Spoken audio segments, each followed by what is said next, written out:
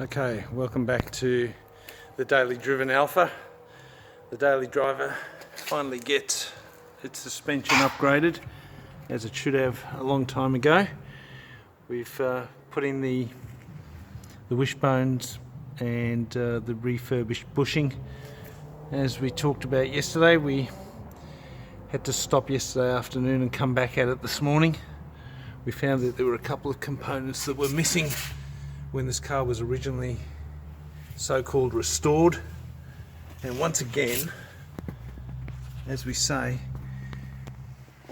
you pay a lot of money to people to do things right. What we found was this bolt here, and we're going to put some split pins through here today, but this bolt was actually loose. So this part of the frame was actually moving against the body. And up in there, there's supposed to be a rubber piece with a steel seat that the spring sits on. That was missing. The spring pans themselves also were missing rubbers and missing the steel seat. So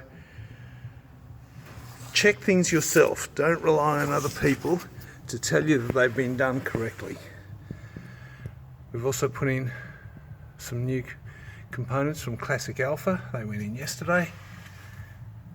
So you can see all the bushes have been replaced.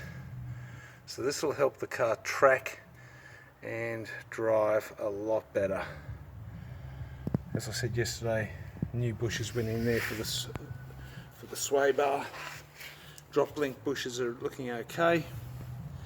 And for us today, it's time to put in the last components and get this thing back on the road.